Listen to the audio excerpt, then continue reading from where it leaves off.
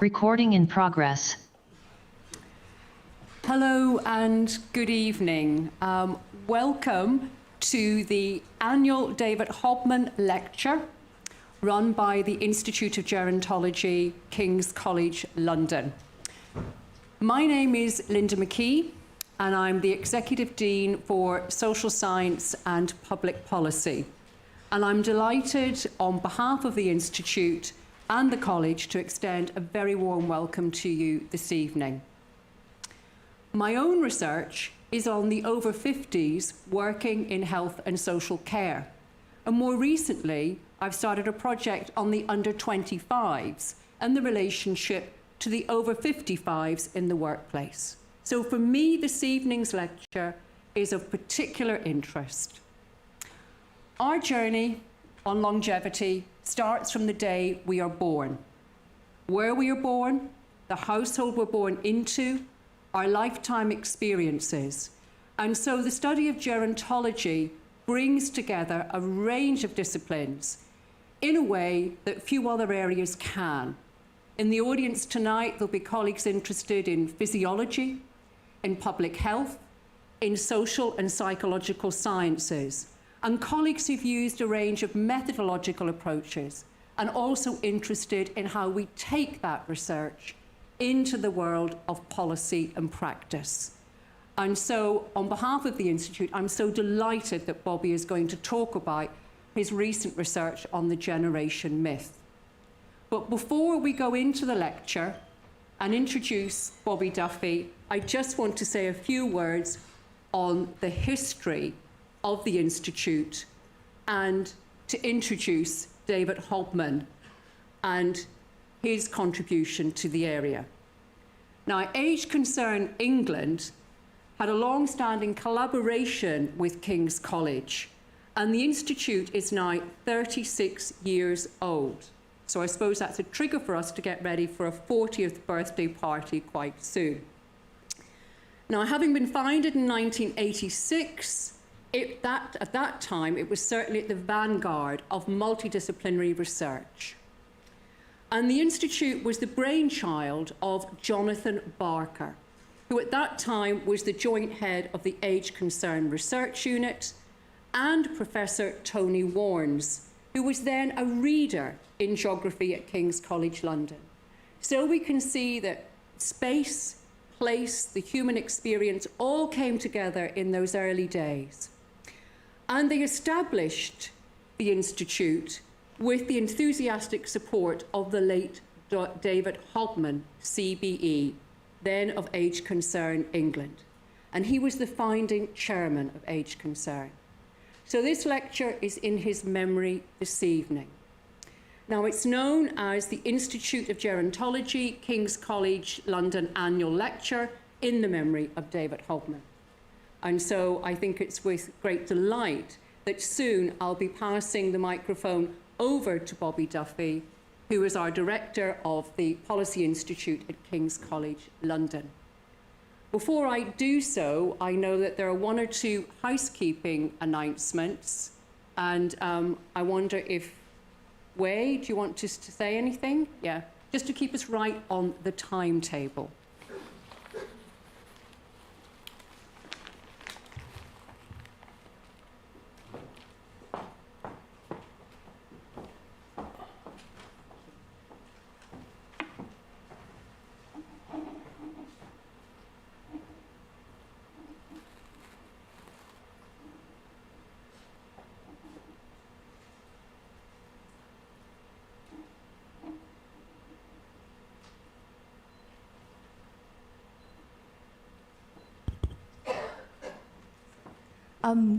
Good evening, everyone. Welcome to the Institute of Gerontology Annual Lecture 2022.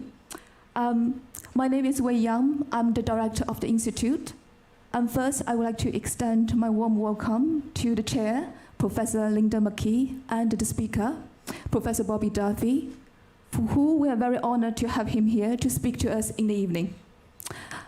Before I hand over to Bobby Duffy, I would like to spend a few minutes just to talk about why aging is a very important research topic and also to give you a bit of introduction of the Institute.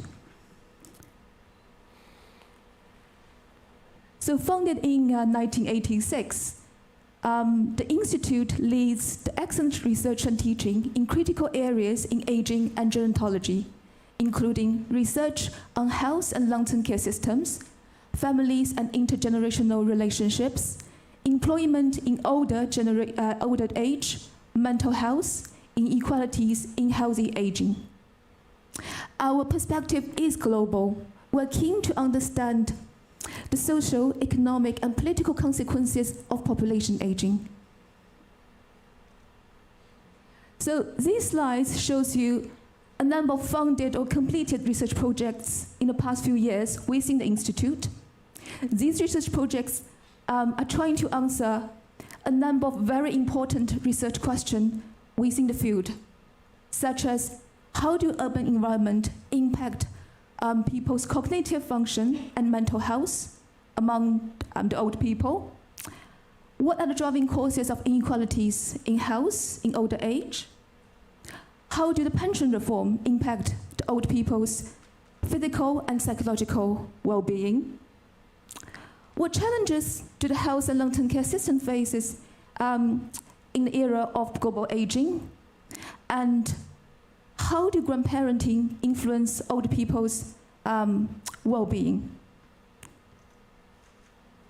So our institute is a multidisciplinary institute. This is reflected in a number of ongoing or current research projects we're having within the institute.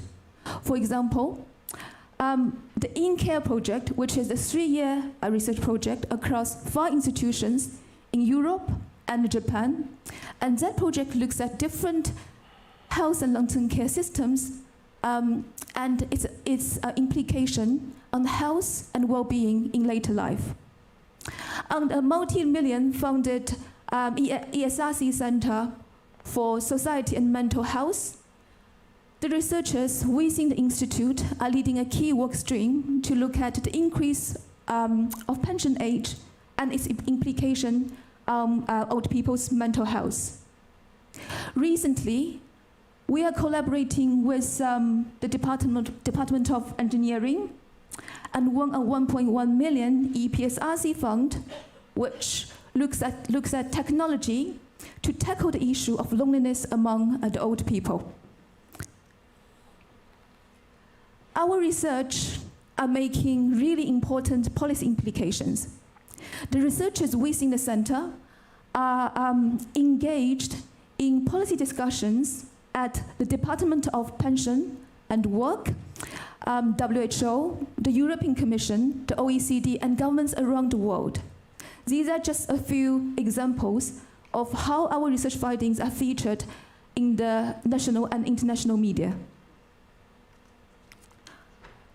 We cannot achieve this without our collaborators. So we're very proud that the Institute is part of the Aging Research at King's, which is ARC network, led by Dr. Richard Sell. The ARC represents King's world-class research in the biological, medical, and social aspects of aging. The Institute is also playing a very key role in launching the King Center for Global Aging, which is led by Professor Karen Glaser. And that center covers a number of countries such as the United States, Brazil, South Africa, Indonesia, and China. Our other collaborators within King's include Institute of Psychiatry, Psychology, and Neuroscience, the Dental Institute, Faculty of Nursing, King's Business School, and King's Global Health Institute. By working together, we believe we can advance research in the field of aging and gerontology and also to improve the health and well-being for our older population. I would like to end the brief introduction with a few housekeeping points. We do not expect any fire alarm, but in case the fire alarm rings, the exit is on both sides of the venue in the front. If you have any mobility issues, you can sit to the higher level of the venue so you can exit the venue without any problems. The whole event will be video recorded. So if you don't wish to be recorded, please let our student helper know. Please switch your phone or put it on silent mode before the lecture. So after lecture, there will be a drink reception just outside the venue in an arcade. We hope to see you there. Okay, thank you, and hope you will enjoy the talk tonight.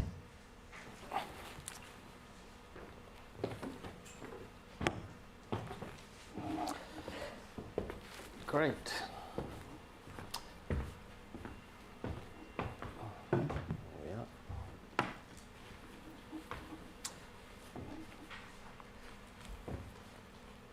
Very good. Thank you very much. Thank you, Linda, and thank you, Wei, for a really lovely introduction. And it is lovely to be here. Real honour and pleasure to be able to talk you through the findings from my book, which is called Generations: Does When You're Born Shape Who You Are? And lovely to do it in person with people again. So nice to see people here.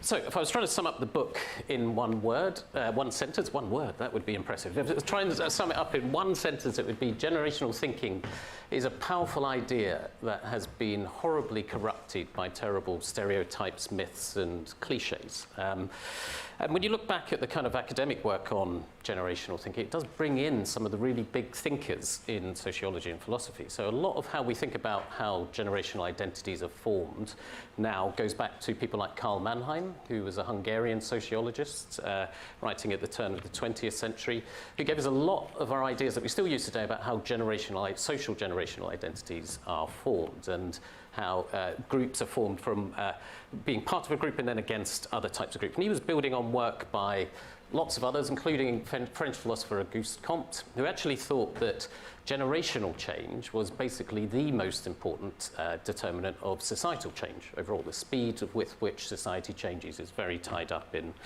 how generations are formed.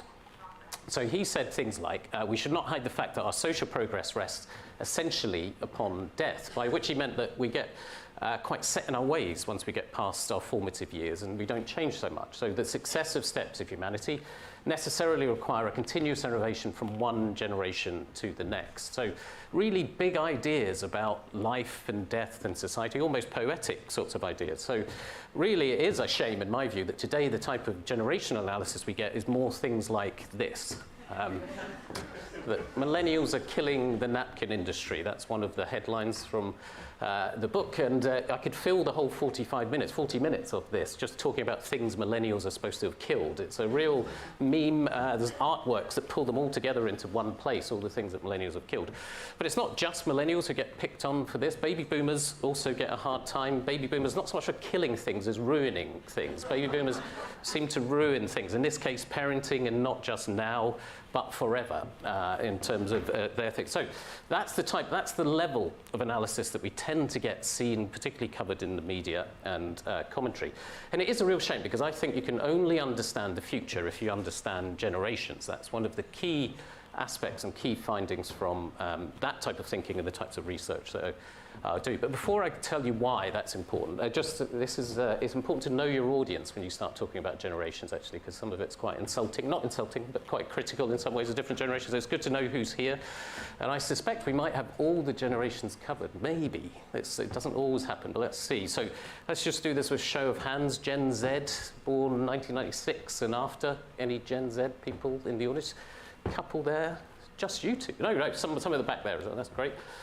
Any millennials, 1980 to 1995? Oh, yeah, lots of millennials. That's good. Any Gen X?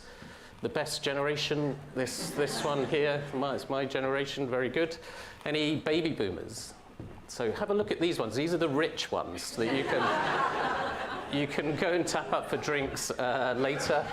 And pre-war generation, we may have some. Anthea, excellent. Yes, we got some pre-war. You're the winners, yes, absolutely. So that's a delight for me that we've got every generation represented here. That's really, really good. And the reason why we can only understand the future if we understand generations is simply because of this. This is the changing pattern, changing share of UK adults for each generation over time, what percentage of the population they make up. And so if there is something truly different between generations, then that's really important to understand, because it's changing the balance of society. So the job that I do in the book is not really just examining generational myths and realities so much, it's separating three types of effects that explain all change in societies: period effects, life cycle effects, and cohort effects. So period effects are where something happens, we're all influenced to some degree, so you think of the pandemic, financial crises, things like that, one-off effects, or slower changes in norms or cultural values. Then you've got life cycle effects, which is we do change as we age. We don't completely stay the same as we age. As we go through different life stages, leaving home, getting a job, getting married, having kids, retiring, all of those sorts of things affect us to some degree. And then cohort effects are generational effects, where one generation is different from another and stays different in that respect throughout their lives from the other generations. So that's the task in the book. And we'll see a lot of the myths that we'll see is mixing up those effects, particularly mixing up life cycle and cohort effects. We think something is a feature of a generation when it's just a feature of being young, for example. We'll see that in a second. So in the time that I've got available, I'm going to try and cover 5 points. And the first one is that generational stereotypes fuel fake generational battles that distract us from vitally important trends. That's the kind of one of the key themes in it. We've got so many stereotypes. We'll start with the big one, which is that we are unthinkingly encouraging generational conflict on things like climate change. And you can see that in all sorts of ways. So when Greta Thunberg was made Times Person of the Year in 2019, as part of that article, they called her a standard bearer in a generational battle. Between young and old. The US singer Billie Eilish was a bit more direct. She said, hopefully the adults and old people start listening to us about climate change. Old people are going to die and don't really care if we die, but we don't want to die yet, said Billie, which is a very extreme example, a very extreme sort of treatment of this, but it is quite a common sentiment. But the problem is, the reality is that there's no real generational break in concern about the environment, certainly not in recent times. The book is international, so this is looking at American adults, in this case, the percent that think the rise in world temperature caused by greenhouse effect is extremely or very dangerous. And what I do in the book a lot is just look at these very simple lines, no complex equations for how you separate age period cohort effects, just looking at these lines and plotting them over time for the different generations. And you can see on this measure, it's true, Gen Z slightly more concerned about, I think it's slightly more likely to be dangerous, but only a few percentage points, hardly any difference between the generations and how seriously they think climate change is a threat to the world. And I look at a lot more measures in the book, and you can see some counterintuitive things compared to the rhetoric on this, where older generations are actually more likely to boycott products or services for social purpose reasons. It's not younger people doing this. It's more of a life cycle type of behavior you grow into as you get older, maybe a bit wealthier, and can make those sorts of choices. So what we're doing is on this particular measure on climate, we're creating generational division that's not only not true, but it's self-defeating as well. We're saying that there's a division between the generations, that they're split on this. And what that does is it's very self-destructive for the climate cause, because if there's one issue in which we need people to come together, it's things like climate change, and we're actually sending a message that it's older people, you don't care about climate change, it's only young people that do. So these myths can be quite dangerous in some ways.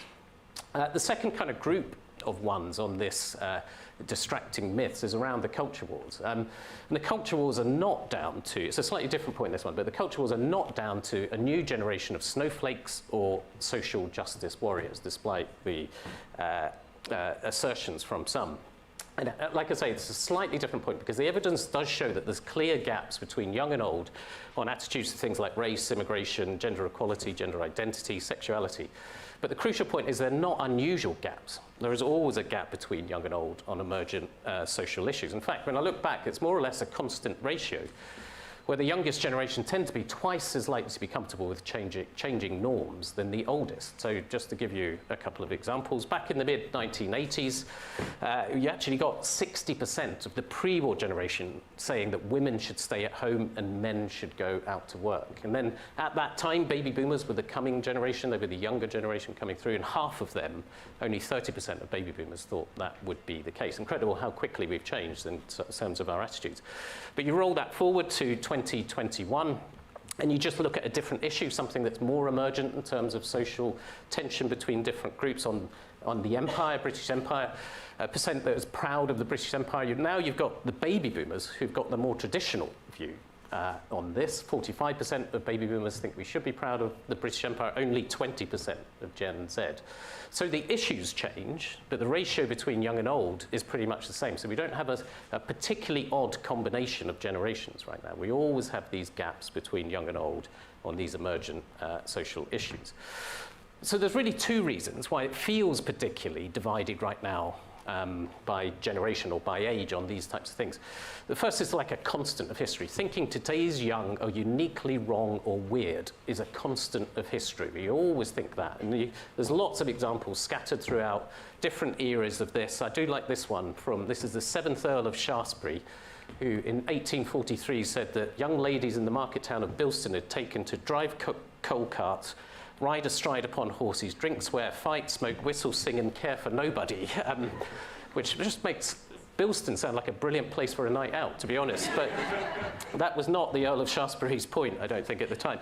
Then 1771, go a bit further back, a letter to the Town and Country magazine calling young people of that day a race of effeminate, self-admiring, emaciated fribbles, which is just a definition of snowflakes just 250 years before we had the term. And then a classic that people come back to a lot is a Socrates quote, well, attributed to Socrates, probably wasn't him that said this, 400 BC, the children now love luxury, they have bad manners, they show disrespect for elders and love of gossip in a place of activity. And that goes on and on and on, Socrates one. And Way had a great idea for us to test people's reaction to that in a new survey. So this is a new survey just out today, got quite a lot of coverage in the Times, Guardian, Independent, around the place. But this was one of the questions that Way suggested we ask. We just put it to people today. Do you agree or disagree with Socrates from 400 BC? That young people today love luxury, they have bad manners, contempt for authority, they show disrespect for elders and a love of gossip in a place of activity. Anyone guess whether people agree with that or not? High agreement level? It is actually pretty high. So half of people agree with Socrates that it is the characteristics of young people today. Maybe that's not surprising, but the surprising bit, in some way, more surprising bit for me, is it's actually pretty consistent across age groups. Younger people, going all the way down to Gen Z, nearly as likely to agree with that as old people. So we've got this quite negative image of youth and youth today, which comes over and over again. And there's much more in the new survey on that if you want to look it out. But as I say, that's a kind of constant of history. Young people are always the weirdest, current young are always the weirdest or most wrong young, and we always feel that. But cultural tension does feel worse now because we're mixing up period effects of more fractious politics, media, and social media, summed up in culture wars increasingly in the UK. And this comes from some other research that we've been doing over the past couple of years from 2020, where part of it has just been to count the amount of coverage of different sorts of culture war issues in the media. And this one is just for culture wars itself as a term. Going back to 1993, we counted all the mentions in UK newspapers of culture wars. And this is the pattern that you get going along, not much bothering about that, and then up for culture wars. So incredible shift in national narrative and focus on this as an issue. So take example, 2015, there were 21 articles in the UK that talked about culture wars in the UK. There was more about the US, but not masses more. Last year, there was nearly 1,500 articles that talked about culture wars in the UK. That's just the term culture wars, as I say. It doesn't cover all the concepts in this. Actually, cancel culture, there's 3,500 articles about cancel culture in the UK and UK newspapers just in the last year. And we did quite a lot of analysis of the academic work in the US on how do culture wars come about and what do they actually mean. And it's clear from that type of analysis, it's not just a top-down phenomenon. There are cultural concerns that come up from the bottom, but it's also really clear that how the media and politicians talk about these issues is really important in setting the tone. So this matters. This type of period effect of more of a focus on these types of issues really matters. We also asked in this study, this was from 2010, we also asked what do you think, what sorts of issues do you think of when we say culture wars? This is of the general public, just a very open question, just to get an understanding of whether people are engaging in this. Anyone want to shout out a guess of what people think is the top culture war issue? What's the top of people's minds when they're thinking about culture wars? Just shout out any guess. Sorry? Woke, that's a good, we'll come on to woke actually. It's in that kind of that area. Any other? What sort of issues do people think of when they think of culture wars? Immigration. What a great answer. Well, we'll come back to that as well. Any others? Sex. Sex, just generally. Yes, sex, yep, sex and gender we had to think over there as well, absolutely. So, no, really, really good thoughts on all of that, but the actual answer is nothing. None or nothing. So people are not nearly as engaged in this as yet as you might think. And then why that was such a great answer is those sort of big ticket cultural differences, race, ethnicity, racism, religion and immigration, integration, these are the things that people think of when they're thinking about culture wars. And then there's quite a big gap, and then you go down to the bottom of the list, and it's the things that get lots and lots of coverage right now. Black Lives Matter, transgender identity, trans issues and gender identity issues, statues, and then all the way down to no platforming in universities. 0.1% of people associating that with culture wars, which is interesting from our perspective, because it feels like it's covered an awful lot, but the public not really noticing it very much at all. And then just on woke, so as I said, we come back to that. Woke is increasingly meaning different things to different people. So we're going to try this as well, actually, as a group. Do you think, if someone described you as woke, would you consider it a compliment or an insult? Let's do this as well, as a show of hands from people. So if someone called you woke, would you consider it a compliment, first of all? Hands up if you think it's a compliment. That's a good smattering, I would say, about a third of people, yeah. And an insult? Slightly fewer, but it's an interesting mix from different people. Very reflective of the general public. We asked this twice, 2020 and 2022, and now we've got 26% of people saying it's a compliment, 36% of people saying it's an insult. But look at the change in those 2 years. Compliment not really changed at all, but people are moving from I don't know what it means to it being an insult. So we've gone from 24 to 36% of people saying it's an insult. So we are moving towards thinking of woke as an insult, which you can see from the nature of the newspaper coverage of this why that is the case. And big differences between different groups. This is something that is dividing people quite significantly. You can see it from, and particularly conservatives moving towards seeing it as an insult. And big age ranges, but the big difference is the things that are changing are really conservative supporters and older people who didn't really know what it meant, definitely moving towards thinking it's an insult. So, culture change is a legitimate political discussion, that is absolutely the case. But exaggerating these the key point from a generational perspective is exaggerating these generational divides is distracting us from bigger trends. And the big one of the second point and one of the big trends is that inequality is increasingly generational, and I would argue increasingly intergenerational. And we've seen an extraordinary concentration in wealth by generations, concentration in wealth by generation. This is, again, a US thing because it's an international book. This is a share of national wealth owned by each generation by the median cohort's age. And you could show it's a very similar sort of pattern for the UK, but this one's for the US. And this is why the baby boomer should be buying the drinks in our sorts of sessions. You can see the concentration of wealth over time. So what we've got is a median cohort age across the bottom, share of wealth up the side. And this gap is comparing baby boomers at the same age as Generation X, around 45 years old. And when baby boomers were 45 years old, they owned 40% of US wealth compared to Generation X, my generation, only 15% of wealth. And then poor millennials trailing even further behind. So this is new. This is a new trend to have this age-based, generational-based concentration of wealth. And one of the kind of objections or concerns about generational type analysis is that people say that's not really, when you're born, is not as important as your social class or your income or your wealth. But I think that misses the point. There's a false choice, increasingly a false choice, between whether generation is important or socioeconomic groups are important, because we got this new pattern of wealth concentration within generations.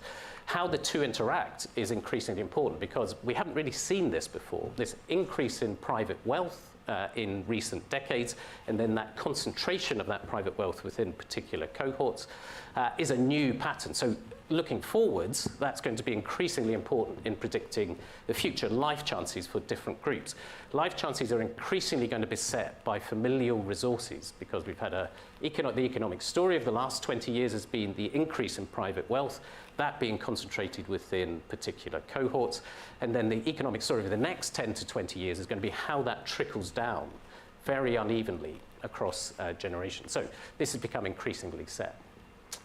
And that is incredibly tied up in household ownership, housing ownership, and the US pattern mirrors the extraordinary changes that we've seen between generations in their likelihood to own their own home. So this is for Britain, looking at pre-war generation first, the proportion of the pre-war generation who own their own home, pretty much identical to baby boomers' ownership of their own home, both ending up at around 80%. Owning their own home in a fairly even pattern across these decades. Gen X, my generation, looked like we were going to follow exactly the same sort of pattern. We were racing up to meet them around 80% ownership, home ownership, but then just got deflected away. This is a real example of how you can see people's lives changing, life course changing as a cohort, just because the circumstances changing. So when you get to the early 2000s, house price rises, then crashes. It means that they've deflected away and end up about 60%.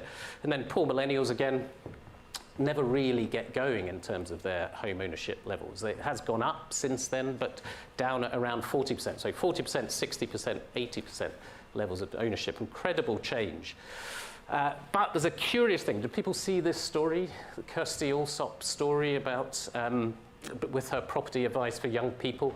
There's a curious thing about particularly the misfortune of millennials and Gen Z in terms of their economic circumstances, where it's like a double whammy of victim blaming about the change in context not being taken into account, and actually young people getting blamed for their own behaviours causing those different sorts of outcomes. So Kirsty's advice to people was when she first bought property, going abroad with the EasyJet, coffee, gym, Netflix lifestyle didn't really exist back then. And this was her point to that those types of generations was actually if you did less of that, you would be able to own your own home. And there was lots of Twitter storm around this. I think the article's actually been taken down now, but there was a big Twitter storm around this with all sorts of comments from people. Matt Zarb cousin saying, to be fair to Kirsty, if you cancel your Netflix, Pure Gym, instead save that £40 a month. As long as the house market doesn't go up at all in that time, then in just 54 years you'll have enough for a deposit on an average house. And the math's not quite right in that, but there is lots of analysis online where it is like 37 years, those types of things, in order to get to the deposit. So, but again, we did think we would test this with the public, see whether they agreed with Kirsty. So we put to them, key reason more young adults today cannot afford to buy their own homes. They spend too much on their income on things like takeaway coffees, food, mobile phones, subscription services like Netflix, and holidays abroad. And again, half of people agree with this. Half of people think that that is a key reason in it. And again, it's depressingly similar across the generations, where you've got young people also agreeing with this, that a key reason more young people can afford.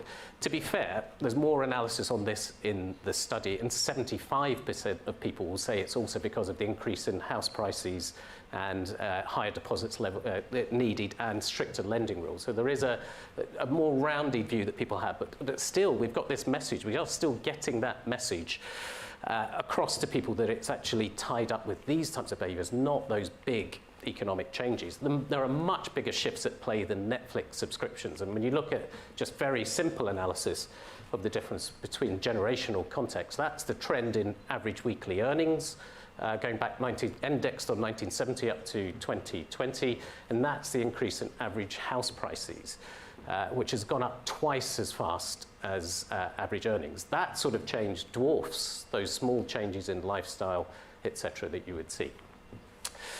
So it's not surprising then, when you see those sorts of things, that we're losing faith that things will be better for our kids than it was for us. Those types of big economic changes are making us more concerned about the future. And you can see that just in one question. I'll just show you one question for this third point. where there is a loss of optimism across more developed countries in particular, this is from an Ipsos study asking about 32 countries. To what extent, if at all, do you think today's youth will have a better or worse life than their parents, or will it be about the same? And I won't show you the top of this. I'm just going to show you the bottom 8 countries. So there's lots of countries at the top where people are more optimistic about the future for their kids, places like China and India in particular, very optimistic about it. But this is the bottom of the bottom 8 countries in this list, going from the US, where only 3 in 10 think it's going to be better, all the way down to France, which only 13% of people in France think the future is going to be better for their kids, today's youth, than it was for their parents. And the UK is there with about a quarter of people thinking it's going to be better for kids and about half thinking it's going to be worse. And that is an absolute reversal of the same survey finding from 2003, where it used to be half of people thought the future was going to be better for their kids and a quarter thought it was going to be worse. And this is a big problem. This sense of declining opportunities for young people looking forward is a big problem. And it's one of the big misconceptions about generational work, where this is not about young versus old. Lots of the analysis. It's not about a zero-sum game of how do you spread it out between young and old. The real challenge of generational decline, that sense of generational decline, is about how we all see the future. Because we're so interconnected up and down the generations, we want our kids and grandkids to do better. This is the real threat from this sense of generational decline, is that if you lose faith that it's going to be better for your kids and grandkids, then you lose faith in the system overall, whether that's economic, democratic types of systems. So it's this type of thing, intergenerational lack of optimism is a real problem for us overall. Fourth point I wanted to make is that that sense of tension, that kind of faked sense of tension between generations is not the new generational issue. The real generational issue between generations that we have is separation, not tension or conflict. And there's lots of work on this in the US, and there's lots of people in this audience, I think, that work from organizations that are trying to rebuild those types of connections in the US and elsewhere. But lots of the US work from the academics talk about this as a dangerous experiment in age segregation. We're going through a period of history where we've got this dangerous experiment in age segregation, according to lots of American academics. But it's a similar sort of pattern here, probably undercommented pattern here. This is Center for Towns research on looking at the old age dependency ratio in different types of settlements, running from villages all the way up to core cities. And the old age dependency ratio, basically number of retired people, retirement age people versus working age people. And you can see up until 1991, not much difference between the different types of areas. Villages, towns, cities, all pretty similar in terms of their old age dependency ratio. But since then, we've had this enormous splaying apart where towns and villages are getting older at the top, cities and large towns are getting younger at the bottom. And that's a real shift, a new thing. And we did ask this a bit in the survey. I won't show you the findings, but people do recognize that's the case, but they think it's always been the case. They think that cities have always been younger and more rural areas, smaller communities have always been older, but that's not the case. This is new, and we've got used to it so quickly that we think it's normal, when it's not normal to have that type of separation. And I'd say, and argue in the book, that actually it's worse now because we're also living in very separate digital communities as well, across the age groups. Our digital lives are a bigger part of our lives now, what we do online. And it is true that older people much more online than they were in the past, connected to the internet, but they're doing it at a much lower intensity and doing different sorts of things. Some of the biggest gaps you'll see in the book are on technology-related things, as you might expect. And this is the proportion of French adults using online social networks every day. Incredible range, from 90% of Gen Z doing that every day to under 10% of the pre-war generation, but even baby boomers and Gen X, nothing like as connected into these types of environments as you might think from some of the rhetoric. And particularly, we have the wrong view of this because we may be more connected than the average within our cohorts. But it is a massive gap between young and old. And that's feeding through into all sorts of other things. I think this separation is feeding through into all sorts of other things, including the stereotyping, but also in things like our political connections. And I'll just look at the Labour Party support in the UK between the different generations over time, because we kind of get the view, we probably understand that conservative voting has always had quite an age profile to it. Older voters tend to be conservative supporters, more likely to be conservative supporters. But I think it's probably a bit underappreciated that Labour Party support has never had an age profile to it. Well, never back to 1983, which is the earliest that we could measure. Labour Party fortunes go up and down over time, but the age differences, the generational differences, there's hardly anything in it at all. They go up and down together until just the last few years, where you've got this enormous, again, splaying apart of young Gen Z and millennials in particular, compared to older generations, particularly pre-war. So Gen Z twice as likely to be a Labour supporter than pre-war generation. And I think this is risky. Splitting politics on age is risky for all sorts of different reasons. One of them is that one side thinks they have demography on their side and that they are got the future coming towards them because they just have to sit tight. More people will come into this type of, come into the same sort of thinking as that younger age group, and things will move in their direction.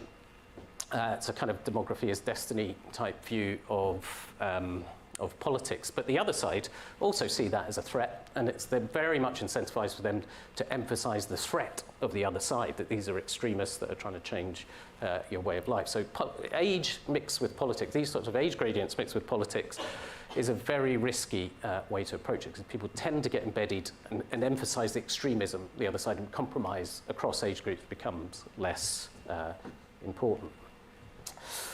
And then the fifth and final point is that separation fuels the stereotyping that we've seen throughout this lack of connection between the different groups and the misunderstanding between the different groups. And some of this is just good fun. Some of the stereotyping is just good fun. Has someone's seen it, I think, from the giggling. If anyone's seen this group, a Facebook group called A Group Where We All Pretend to Be Boomers? Anyone been on that? Oh, maybe not. Maybe not. So it's set up by two 20-year-old Americans where they just got a Facebook group. It's got 300,000 people involved in this, where they just go and pretend to be boomers and post inappropriate content from a kind of boomer sort of way. And they've got lots and lots of funny things on there. And this, I don't know why, but these are the ones that make me giggle. And they probably shouldn't, because it's not... I don't know why, the sort of inappropriate backgrounds on very sad messages are the ones that make me laugh. Things like people mixing up crying emojis with laughing emojis are the ones that make me laugh. But there's lots of other good content on there too, if you want to look. But when you look at the interviews with the people who run that, the two Americans that run that, even that type of light-hearted-ish type stuff on there, they have a lot of trouble moderating it. They have to get stuff removed because people get too extreme about stereotyping older people in it, and vice versa, and they're coming back and forward.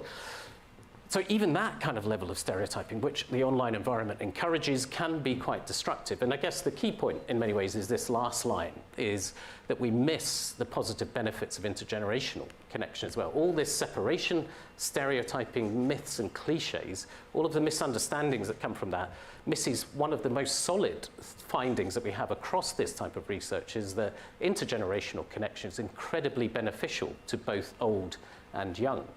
In all sorts of ways. It comes across in all types of research environments and research studies. It's one of the strongest findings that we see. So just to sum up, because I think I've had my time nearly. From my perspective, generational thinking is vitally important, but only if we separate the myths and realities. And I try to do that across using data of 3 million interviews that we brought together for the first time, looking at all those different sorts of issues, not just on these kind of big social issues. There's so many generational myths that need debunking across all of these different types of things. And some of these are genuinely different between generations, but a lot of them are just myths that need to be challenged. And you'll notice that I barely mentioned Generation X. For all us Generation X people, it's always a focus on millennials, baby boomers, those sorts of Gen Z. groups, but I do talk about Generation X quite a lot in the book, and I got a lot of feeling for Jonathan Walker, who is a journalist who says, I'm neither millennial nor a boomer, come from a generation so irrelevant that people can't even be bothered to hate us. And I feel very attached to that type of view. So I do cover Generation X quite a bit, very interesting generation. There is a big debate in the US, and this has come up, the book was released in the US, and I've done lots of stuff there, is that they have kind of had enough of, lots of the academics in particular, but lots of people had enough of this type of generational thinking.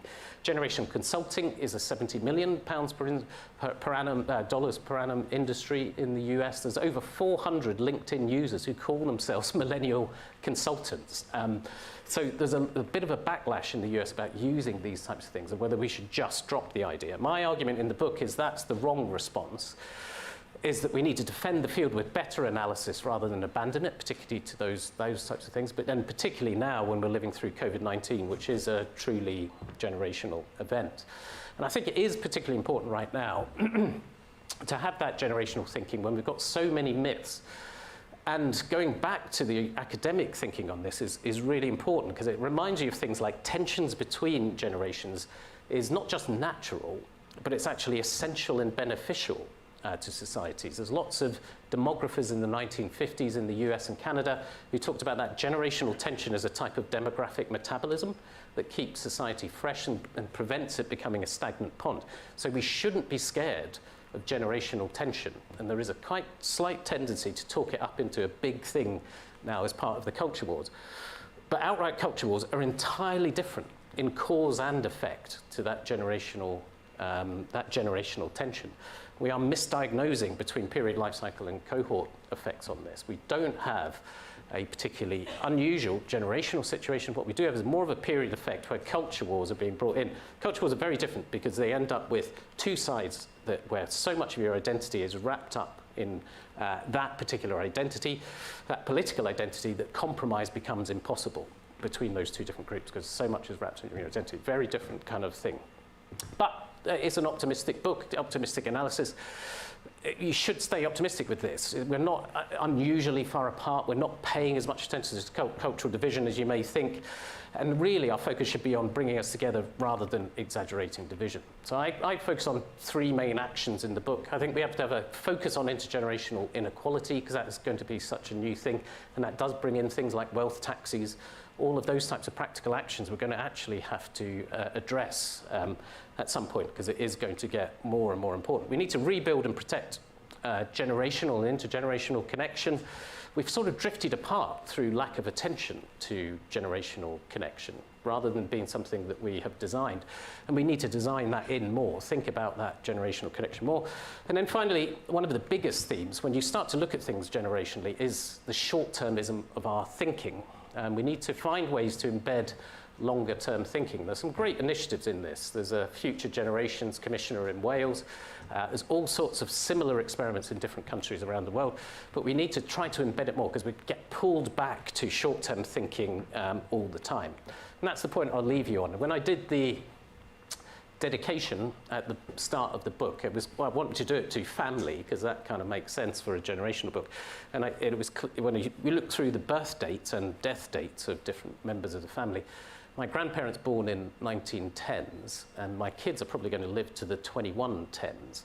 So I've got a direct connection, a really very close direct connection over this 200-year lifespan. And it really reminded me of Elise Boulding's 200-year present. So Elise Boulding, great sociologist, she used the 200-year present thing as a way to describe thinking about the present with full awareness of both the effects of past actions on us now and our present actions on the future. It encourages a long-term perspective, acknowledging that the past is still with us in its effects and that today's actions will determine a future. And I think maybe the biggest conclusion from all of the book is that we need more 200-year thinking. Thank you.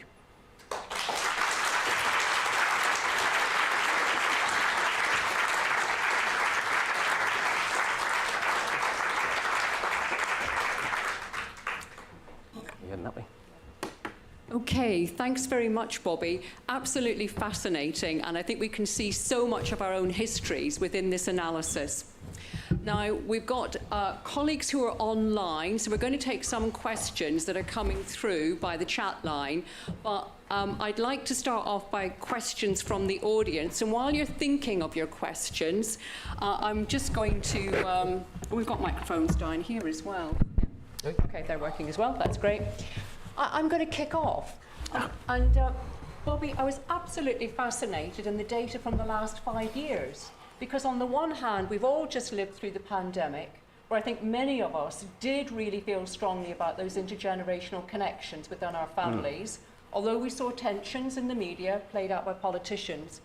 But I was very struck by the data that you shared with us on the Labour Party support, and also on cities getting younger and villages and towns getting older. Do we have these kind of blips, these short cycles within the generations, or is that a research question for us for the future? Yeah, I mean, I think it's a new pattern. This is a new pattern. I mean, I don't... on the political change, the timing suggests that it's something related to Brexit when you look at it, because it's starting in 2015. And I think there is something about... if you look at there's some academic analysis that looks at the focus of political manifestos across the last 50 years, across 21 different countries. And what's happened is we've had this long-term shift from focus on economic issues to focus on cultural issues. So parties promising more on culture than on economic issues, because the economy has become less in national control and all those types of things. So we've put culture more at the heart of our politics, cultural change and concerns about cultural change at the heart of our politics. And then in the UK in particular, we had a massive focus on that in the run-up and aftermath of Brexit. What sort of country do we want to be? And I think that's one of the conclusions I come to, which would be great to hear from others in the audience, is that when you put culture at the heart of your political discussion, you're automatically building in an age gradient, because of that point that all the great generational thinkers would say, is that younger people are always more comfortable with culture change. Younger generations coming through are always going to be more comfortable with culture change than older generations, because they've not been configured, as they would say, to the current environment. So they're fresher in these types of things. So I think there is a circumstantial bit of our politics, and our focus has changed, and it's put culture change at the heart of it, which has meant that age-based and generational-based considerations become much more important in recent years. So I think it is new. I'm going to completely abuse my position as chair and just ask, if we want to win an election then, do we need to define culture, unpick culture, and stop using that term? Yeah, I mean, I think it is really important to people. I think this is getting on more onto our, I think, really important point about the culture wars research, which is that you've got to have these sorts of cultural discussions with people, because it is important, as a genuinely important national discussion to have.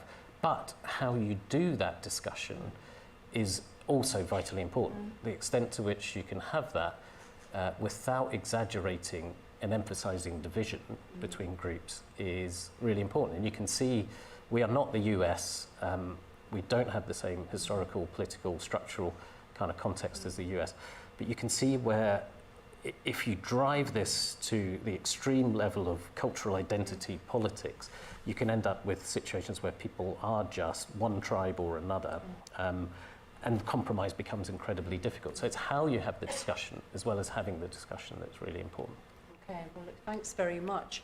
I mean, that's given colleagues, I think, some time to get their questions. So who would like to kick off with a question from the audience?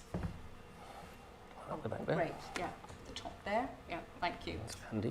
Hi, I'm Kathleen from Age UK London. Just in terms of intergenerational inequality and the increasing concentration of wealth within the baby boomers, what I think is quite interesting is how, and particularly in London, that concentration of wealth is pulling apart. Because one of the things that's really concerning us is the fact that I think it's about 26% of older Londoners now are living in poverty. And obviously, the data you use, I assume, is averages, it's means. So within actual cohorts, I think that's something we have to look at. Just your views on that. Yeah. Yeah, absolutely. So I didn't have much chance to go into that. And but the intragenerational differences are hugely important too. So the vast majority of that increase in wealth within baby boomers, it's concentrated in the top third of baby boomers. So it's not at all the case that all baby boomers made it big. So the key thing that I'm focused on from a generational perspective is what happens next to that wealth that's concentrated among a section of baby boomers, a reasonably large section of baby boomers, and where that goes next. I think but that doesn't downplay from the fact that you've got massive inequality within each generation. So you need to look at both. I think saying one is more important than the other just misses the point in many ways. Okay. Any other questions?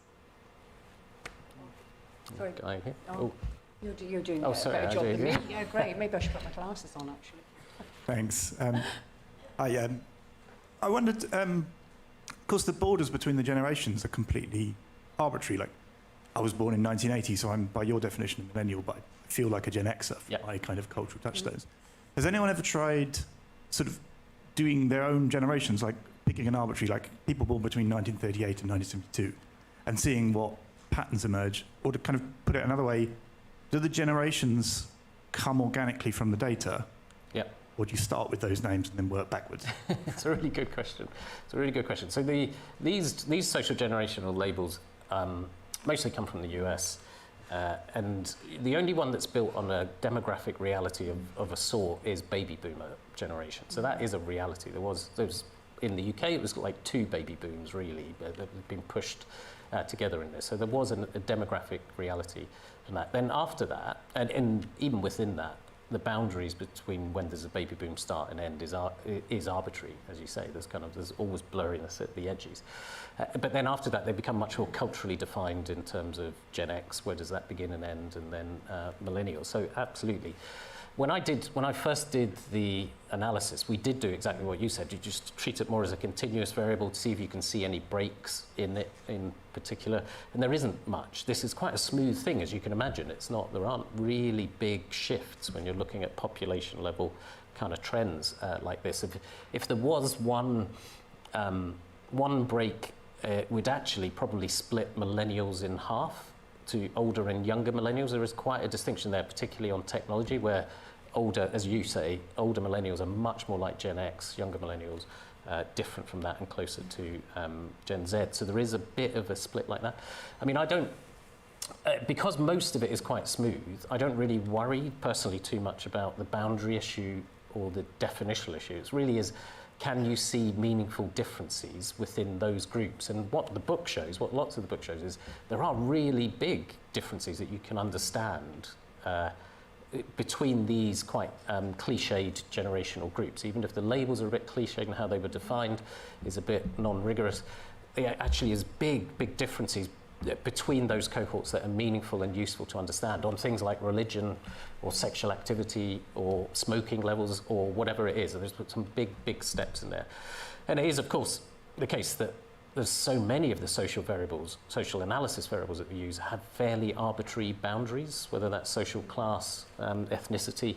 There's lots of ones that are much more fluid than you would think. So, yeah, but you're right. It is pretty much defined culturally, not against an objective reality. Wei, I'm wondering if you would want to bring in any questions from the online colleagues. Hold on, here's a... Oh yeah, you read that. Oh, okay, great. Are there closed captions?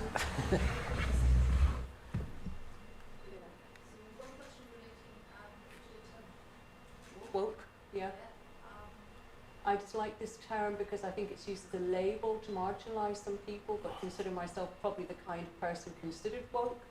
So I found your early question difficult to answer. Could you comment? Yeah, no, absolutely. So it's one of those terms, obviously, I wouldn't know whether to put my hand up either at that question on compliment or insult, because depends on what the person meant by it, because it can clearly be used as a compliment or an insult in different sorts of ways. So it's a sort of little bit of An aside, just fun to see where people are, but the context really matters. And I guess the key point of the culture wars research is the context is changing. The context of that term has been changed. The national narrative of what does woke mean is being pushed towards insult. And it's also being pushed, but it's not affecting younger people very much at all. They're holding on to the idea that woke is a compliment, but it's pushing the older people who hadn't really engaged with that as a term, who are coming to a view on it. They are almost exclusively moving towards thinking it's an insult. So it's another example of how we're kind of polarizing the debate by making it a pejorative term and pushing people into different tribes on it. So that was the point. But I agree with the point about intentions really matter on when these words are used, particularly a very emergent word that we didn't really know at all. Many of us didn't really know at all until very recently. Thank you. I think the second question now goes back to our earlier debate. Do we know why the change in where young people, old people live, as in older people in more rural areas versus younger people in urban areas? Yeah, I mean, all sorts of reasons. Yeah. All sorts of reasons. Growth in higher education and those, if you look at one of this massive change, there's a chapter in the book on education and higher education in particular. You forget how big a change that has been in the past 20 or 30 years of just having that change. That has shifted things. There is also, one of my first research jobs was for the Urban Task Force, Lord Rogers' Urban Task Force, which was about trying to get people to go back to live in cities. You also forget how non-trendy cities were in those days, and they were in huge decline, and young people really didn't want to live there, and they were moving. Everyone was moving out of those types of places.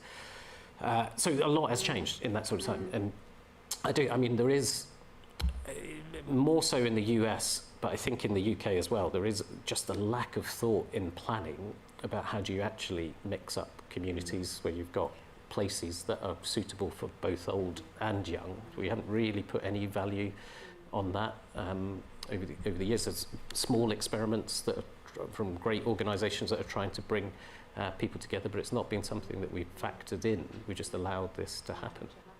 I know in your analysis you used data from the USA and from the UK.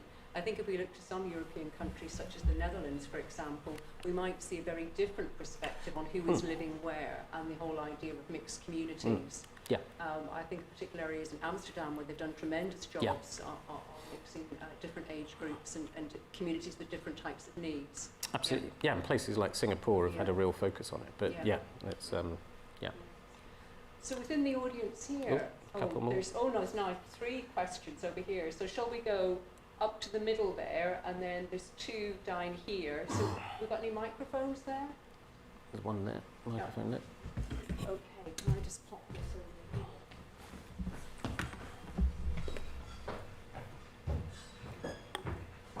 I'll go up to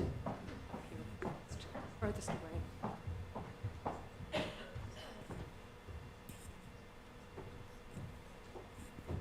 Liz Prendergast from Strategy Planning and Analytics. You gave us 3 actions at the end, and I just wondered in your book whether you had apportioned those actions to people. Have you recommended that people do specific things with them? Obviously, with the inequality between the generations, there is a big role for government there, but what role for the media and others have you apportioned those actions to? Oh, that's a great question.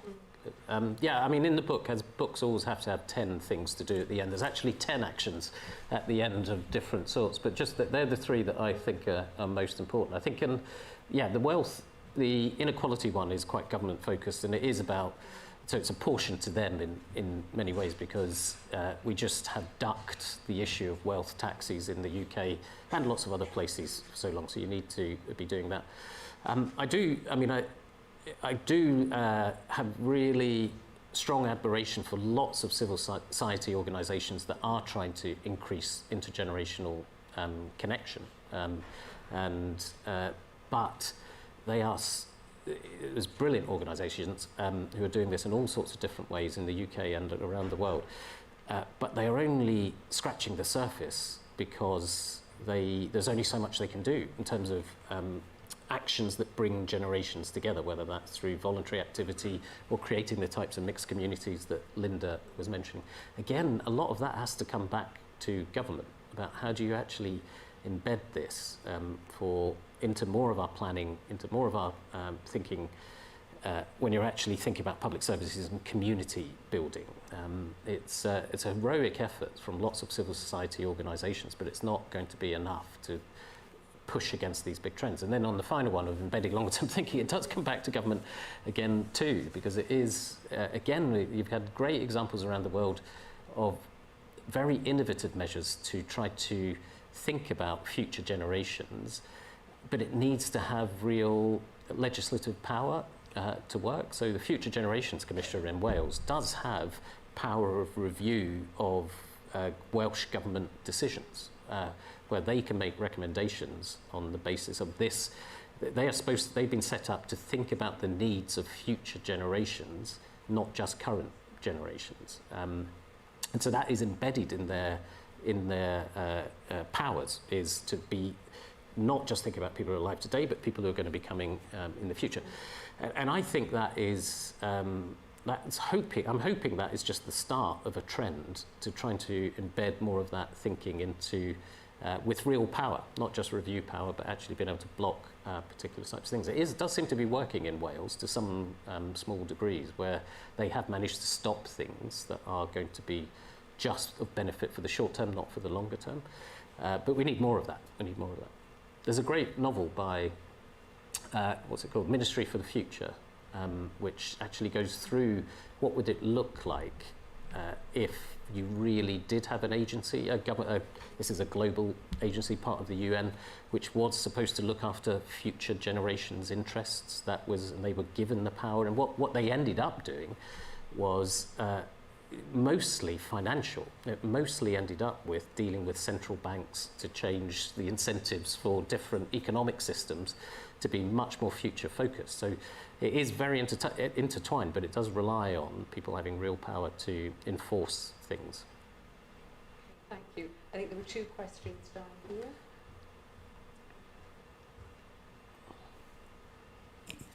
here. Thanks. I was actually going to ask the question about policy, which you've touched on already. But I do have another question, which is more in relation to perhaps the role of employers. And we know that intergenerational teams at work are more productive. And I was wondering, sort of taking that further, whether you've come across good examples of organisations who really are embedding that in terms of, the way they work. We think about the future of work, and we're all having to work much longer, and how we can again embed that kind of thinking and practices among organisations. Yeah. Thank you. Yeah, thank you.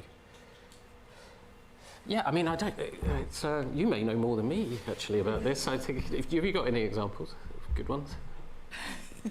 Well, I think it is changing, and I mean there are great examples in the manufacturing sector, with people like BMW and others, and I think organisations who are, I think becoming more kind of purpose-driven are recognising the value of all ages in the workforce.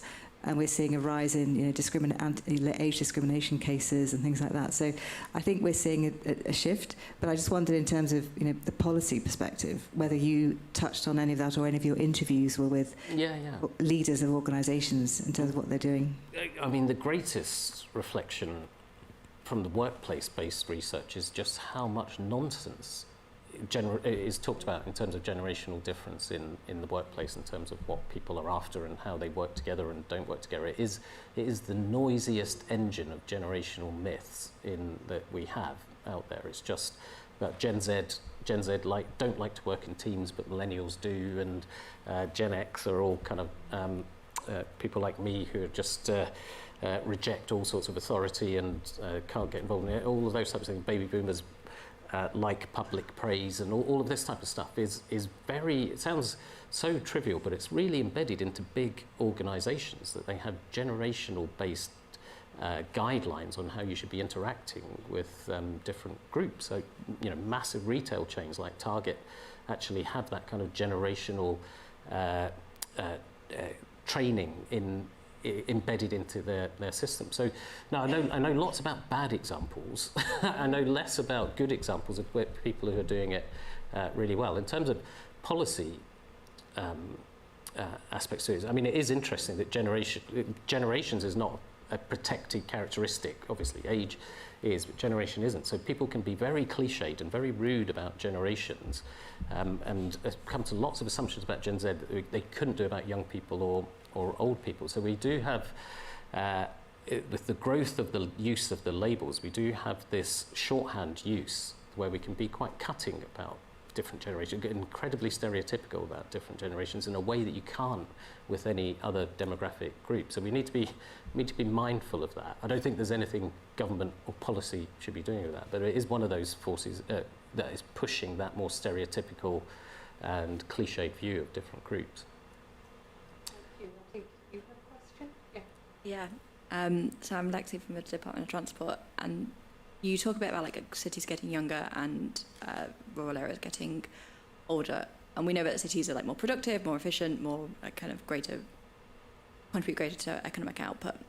And you said there's loads of reasons why cities are getting younger, and I was wondering if you could reflect on whether they're more like push factors or pull factors, and if they are push or pull factors, is it a good thing to do, I guess, or is it the right thing to do to encourage more older people to move to cities or to kind of or is it something that actually would be better addressed elsewhere? Yeah, really good. Again, really good question. There are multiple factors, because there is all sorts of things like immigration as well, which tends to be, immigrants tend to come to cities more and be around communities. Immigrants tend to be younger, so that's pulling, so greater kind of global movement means that that's the case. And it also becomes quite self-fulfilling over time, because you've got people who are of child-rearing age in these places, and then that keeps those places young and keeps those. So it becomes quite a difficult cycle to get out of once you're in it without intervention. And I don't know, my personal view as someone who lives in the centre of London is that it's a brilliant place for mixed age communities to live, as cities generally, and brilliant places for mixed aged communities to be. So yes, I mean, I think we should be having more of that focus on how do you make sure that older people stay in cities or can stay in cities and want to stay in cities and plan for that much more. And similarly in other locations as well, that you have got something that attracts younger people to those types of locations. I don't know, one of the glimmers of positive trends from the pandemic was that the analysis in the US was showing that that was being diluted, this age-based thing, because we can remotely work easier now. So there was some sort of sense that actually we may get a slowing down of this trend, or at least maybe even a bit of a reversal, but it was a little bit of a blip in it, and it doesn't seem to be being sustained as far as you can see so far in the data. We did think maybe this sort of working from home revolution would mean that everyone would just disperse, and it could be all sorts of, but it's against that massive trend that you saw of those lines splaying apart. It's a bit of a weak force so far. It may get stronger over time, but no sign of that so far. Well, I think we've got time for one more question, and it's somebody right up at the back there.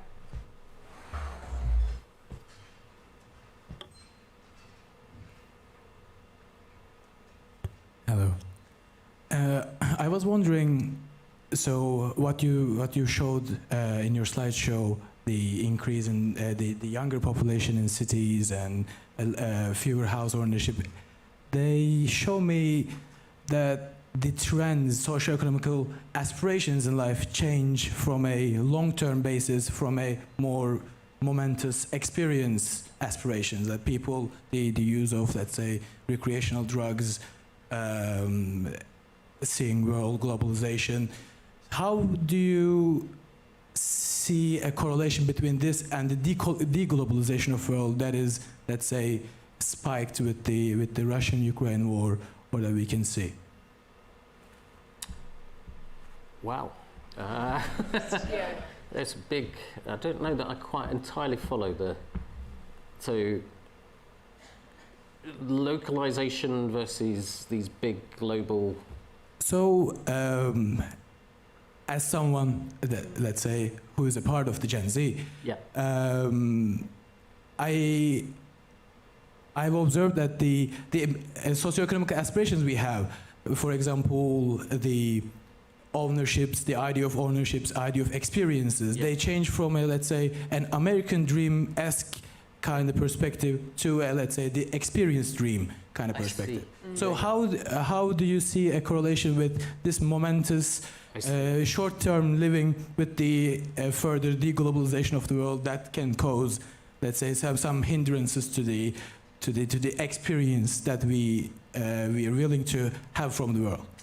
Yeah, so it's an interesting point. I mean, the extent to which young people's aspirations are moving away from ownership to experience, whether that is a cultural change or whether that's more through necessity of the change of context, as in it's much harder to own stuff now, particularly houses. I think I'm very suspicious of the idea that we've had a big shift away from younger people not wanting to own things and wanting to move to this more experience-based lifestyle. Not least on when you look at ideal tenure. So when you ask people, what would you most like to do? Would you like to own, rent, or whatever? It's like one of the most ruler flat lines that you'll get, with no difference between generations, where 80% of people for the last 40 or 50 years would say they would rather own their own home than rent from social housing or from the private sector. It just hasn't shifted. And you can understand why, because it's like massive wealth generation for people in many ways. Why would you not want to own if you could? So I don't know that that sense of, and quite a lot of the other trends that people say about young people don't want to own cars, it's more of a shared economy kind of experience now. When you actually unpick that data, it's not nearly as big a change as it was played out as, particularly among millennials and but now Gen Z too. So I don't know that we've had so much of a shift. There's a lot of, what has changed quite a bit is younger generations now doing things later than previous generations did, whether that is finishing education, but particularly getting married, having kids, but also owning their own home and owning their own car and all those types of things. They're happening later, but it's a delayed adulthood, I would argue, not an emerging adulthood. There's a kind of concept in sociology about emerging adulthoods, which sounds very exploratory, and like the kids, young people themselves are choosing to emerge slowly, when I think it's much fairer to think of it as delayed, where it's been something imposed on a lot of them, where they just can't afford to leave home, can't afford to get married, can't afford to own a car, can't afford to buy their own home in the end. So I think there is much more, it's much more about constraint than exploration, I would say. External constraint on young people than a kind of magical period of exploration where you don't have to own anything for young people. If that, it kind of doesn't quite get to the second point on what does that mean in this new environment, but I think the premise is more that the big picture changes of tougher economic circumstances is the thing that's driving a lot of those smaller behaviour changes.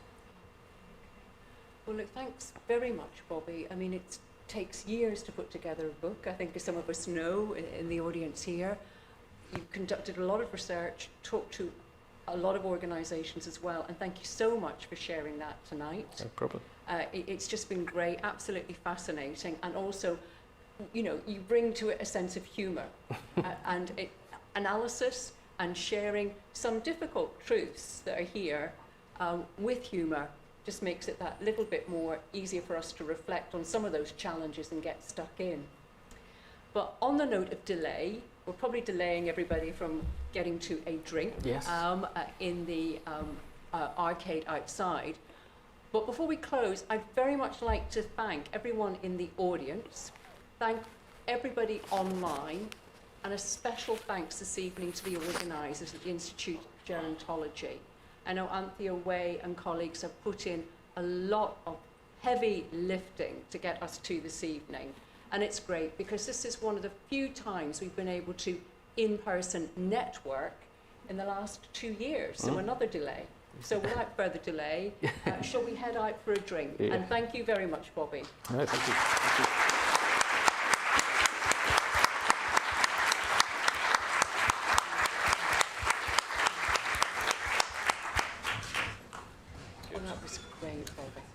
Honestly, I think it is true when you bring something with a little bit of